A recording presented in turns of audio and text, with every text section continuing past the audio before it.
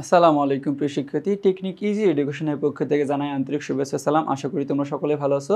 তো বাংলাদেশ ও বিশ্ব পরিচয়ের দশম অধ্যায়ের টাইপ 1 এর কোশ্চেনে দেখো আমরা একটু কিছু টাইপ 1 এর যে কোশ্চেনগুলো আছে সেই কোশ্চেনগুলো নিয়ে একটু আমরা আলোচনা করব। তো টাইপ 1 এর আমাদের বিষয়টা কি, যে জাতীয় সম্পদের ধারণা। তো এই অধ্যায়ে দেখো, এই অধ্যায়ে এই জাতীয় সম্পদের ধারণা থেকে আমরা কিছু কোশ্চেন মানে কি কিছু এমসিকিউ সাজেশন করেছি। তো এখান থেকে আমাদের কি যে ইম্পর্টেন্ট কোশ্চেনগুলো 3 স্টার এবং কি 2 স্টার এবং 1 স্টার দিয়ে আমরা কি যে এই সাজেশনটা তৈরি করছি। তো এখানে আমাদের কি যে কিছু হচ্ছে আমাদের যে কোশ্চেনগুলো আছে এমসিকিউ, তো এই এমসিকিউগুলো আমরা একটু দেখি।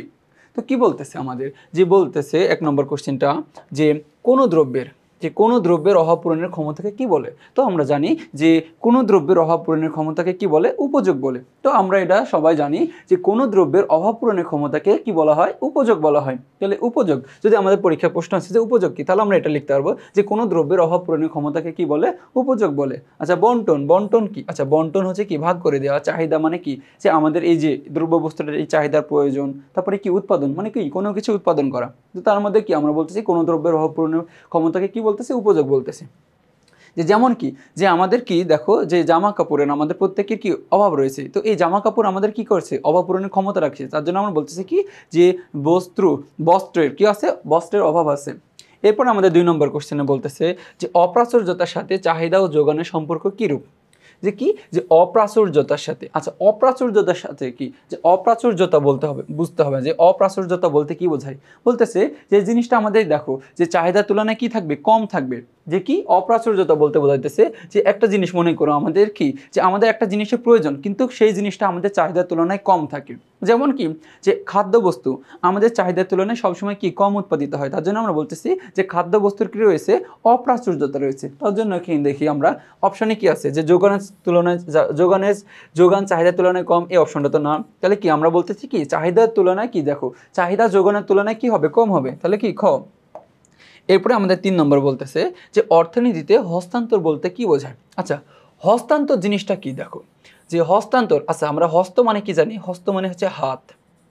আর হস্তান্তর মানে কি, যে এক হাত থেকে আর এক হাতে যাওয়া, মানে কি যে এক হাত থেকে আর এক হাতে যাওয়াকে আমরা বলতেছি হস্তান্তর। তো দেখো সেই হিসেবে আমরা বলতেছি যে আমার কাছে একটা সম্পদ আছে, ওই সেই সম্পদটা যদি আমরা অন্য জায়গায় দিই, আরেকজনকে দিই, তাহলে দেখো আরেকজনকে দিলে আমরা বলতেছি সেই সম্পদটা কি আছে, যে মালিকানা পরিবর্তন করতেছি। তাহলে আমরা বলতেছি যে মালিকানা পরিবর্তনের হারকে আমরা দেখো, মালিকানা পরিবর্তনকে আমরা বলতেছি যে হস্তান্তর।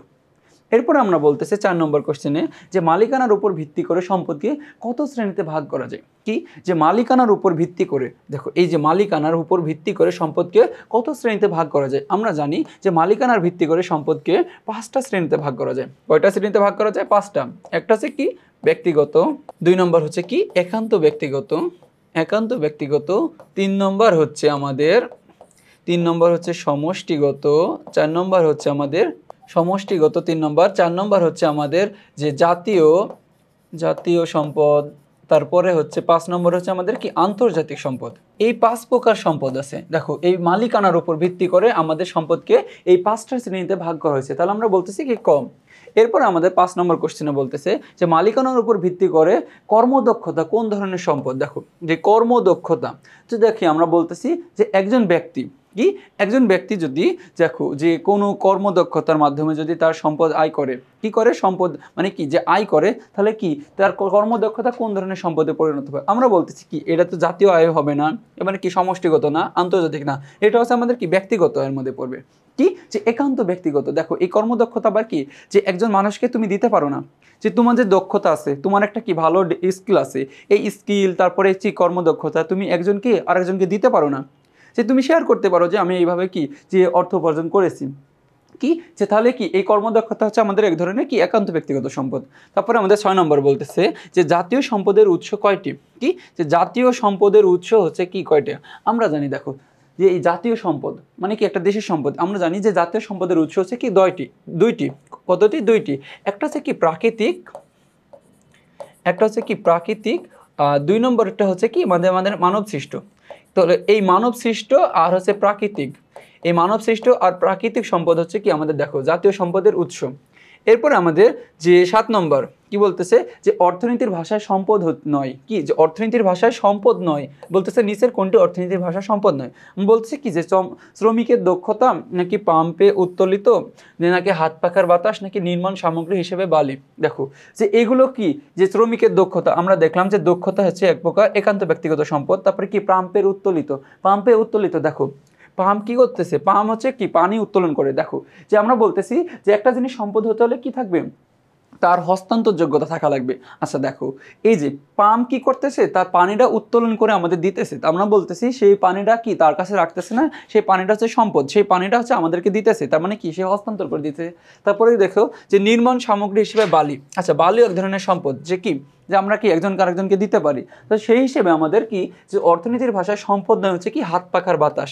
দেখো যে এই হাত পাখার বাতাস, দেখো এই বাতাস কিন্তু দেখো এই বাতাস আমাদের প্রকৃতিতে অফুরন্ত রয়েছে। তো এটা ব্যবহার করার জন্য আমাদের কোনো প্রকার কি করা হয় না যে টাকার প্রয়োজন হয় না।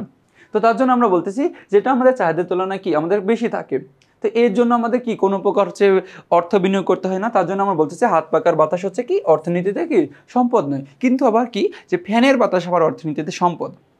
কি বললাম যে ফ্যানের বাতাস আবার অর্থনীতিতে সম্পদ। তো দেখো ফ্যান কিন্তু তার বাতাসটা আমাদের কাছে দিয়ে দিতেছে, মানে কি করে দিতেছে, হস্তান্তর যোগ্যতা করে দিতেছে।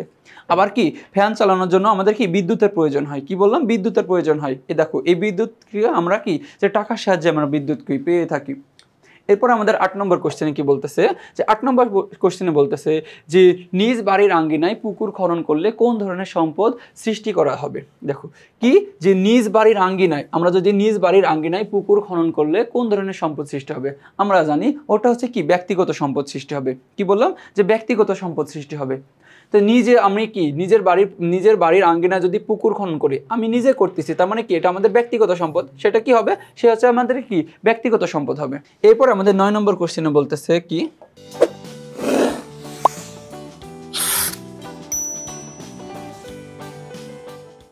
যে 9 নম্বর কোশ্চেনেও যে সম্প্রতি ব্যস্ততম একটি রাস্তার ধারে যাত্রী ছাউনি নির্মাণ করা হয়েছে। কি যাত্রী ছাউনি নির্মাণ করা হয়েছে। আচ্ছা যাত্রী ছাউনি মানে কি জানো, যে যেখানে কি যাত্রীরা হচ্ছে কি যে একটু বসবে।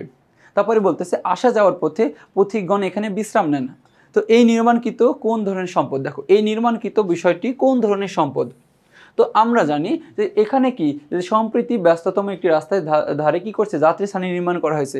তো সেই অনুপাতে আমরা 9 নম্বর কোশ্চেনে কি বলতেছে কি ব্যক্তিগত সম্পদ। আচ্ছা এটা যেহেতু কি কোনো ব্যক্তিগত উদ্যোগে পরিচালিত হয় নাই, তারপর কি এটা সমষ্টিগত, যে সমষ্টিগত মানে কি যে সমাজের মানুষ সম্মিলিতভাবে আমরা যে সম্পদ ব্যবহার করি সেই সম্পদটাকে আমরা বলছি কি সমষ্টিগত সম্পদ। কি দেখো যে এই যাত্রী ছাউনিতে আমরা দেখো যে একা বিশ্রাম নিতে না, কি আমাদের নিজস্ব কারণ না, এটা কি বললাম এটা তো আমাদের নিজস্ব কারণ না। এখানে দেখো যে সব যাত্রী ছাউনি কি করে, সব যাত্রী এসে এখানে কি করে বিশ্রাম নেন। তো সেই হিসেবে আমরা বলতেছি এটা হচ্ছে কি সমষ্টিগত সম্পদ। আর সমষ্টিগত সম্পদ তাকে বলা হয় যেটা আমাদের এই সমাজের মানুষ সম্মিলিতভাবে যে সম্পদ ব্যবহার করে থাকে।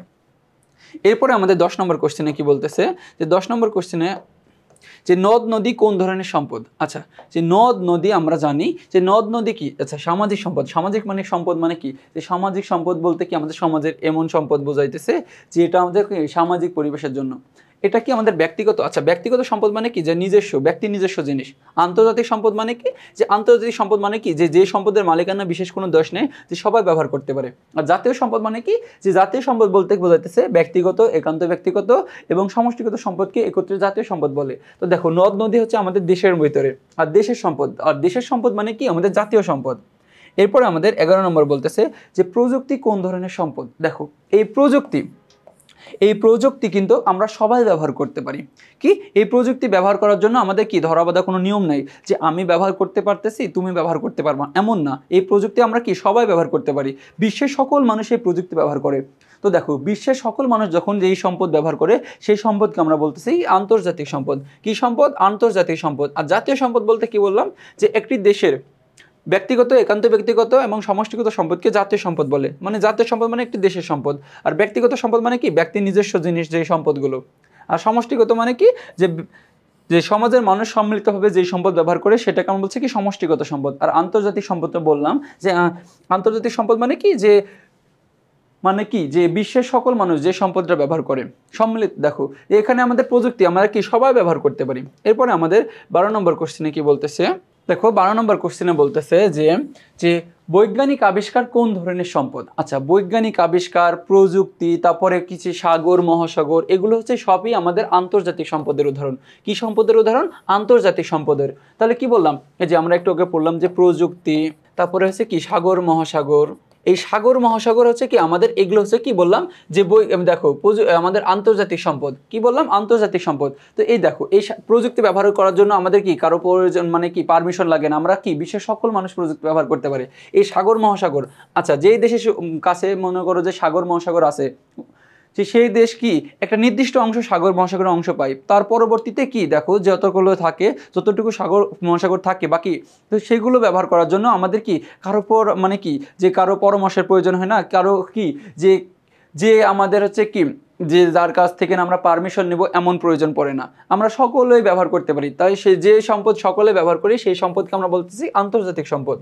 এরপরে 13 নম্বর হচ্ছে যে সাগর মহাসাগর, বৈজ্ঞানিক আবিষ্কার, এগুলো কোন ধরনের সম্পদ। দেখো আমরা একটু আগে লিখলাম যে সাগর মহাসাগর। আচ্ছা, সাগর মহাসাগর কোন ধরনের সম্পদ? আন্তর্জাতিক সম্পদ। তো দেখো এখানে আন্তর্জাতিক সম্পদ ব্যক্তিগত, জাতীয়, সমষ্টিগত। আচ্ছা, এই যে ঘ নম্বর আমাদের কি বলতেছে যে সাগর মহাসাগর, বৈজ্ঞানিক আবিষ্কার, এগুলো হচ্ছে কি আন্তর্জাতিক সম্পদের উদাহরণ। এরপরে 14 নম্বর কোশ্চেন বলতেছে যে সাগর মহাসাগর কোন ধরনের সম্পদ। আচ্ছা, সাগর আমরা একটু আগে পড়লাম যে সাগর মহাসাগর হচ্ছে আমাদের কি যে আন্তর্জাতিক সম্পদের উদাহরণ। কি সম্পদের উদাহরণ?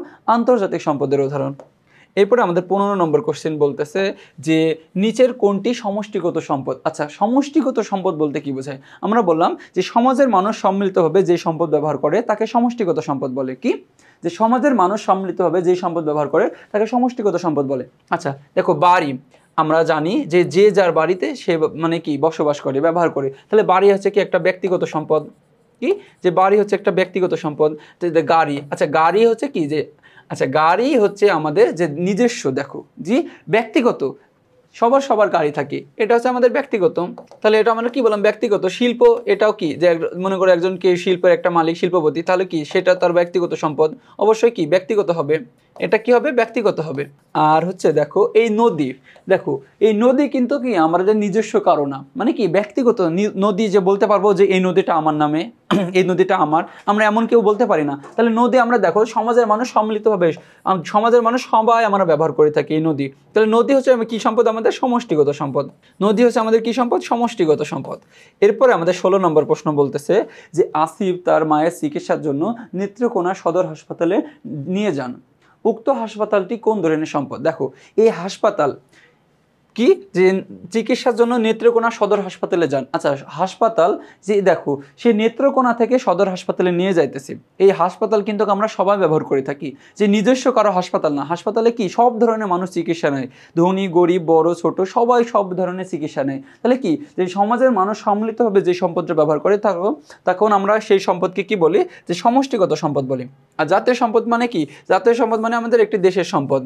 তারপরে ব্যক্তিগত সম্পদ মানে কি? আমাদের নিজস্ব সম্পদকে আমরা বলছি ব্যক্তিগত সম্পদ। এরপরে আমাদের একটা উদ্দীপক আছে, উদ্দীপক অনুযায়ী পড়ে, যে উদ্দীপকে পড়ে 17 এবং 18 নম্বর প্রশ্নের উত্তর দাও বলতেছে। তো 17 এবং 18 নম্বর প্রশ্নের উত্তর দাও। উদ্দীপকটা পড়ে বলতেছে যে তিতাস গ্যাস ক্ষেত্র বাংলাদেশের সর্ববৃহৎ গ্যাস ক্ষেত্র। তো পাকিস্তান শেল ওয়েল কোম্পানি 1962 সালে এটি আবিষ্কার করেছে। আচ্ছা, তিতাস গ্যাস ক্ষেত্র, যে দেখো এই গ্যাস ক্ষেত্র আমাদের কি নিজস্ব কোনো সম্পদ না, মানে ব্যক্তিগত করা সম্পদ না। এই সম্পদটা হচ্ছে কি দেশের, কি যে দেশের সম্পদ বলতেছি। তিতাস গ্যাস ক্ষেত্র হচ্ছে কি দেশের সম্পদ। তো দেখো আমাদের বাংলাদেশে যত গ্যাস ক্ষেত্র আছে সকল কিছু আমরা বলতেছি কি যে এটা আমাদের দেশের সম্পদ। আর যেটা আমাদের দেশের সম্পদ সেই সম্পদটাকে আমরা কি বলতেছি? সেই সম্পদটা হচ্ছে আমাদের জাতীয় সম্পদ। তো দেখো এই গ্যাস ক্ষেত্র আমাদের একটা আছে জাতীয় সম্পদ। তো আমরা এখন কোশ্চেনটা একটু পড়ি।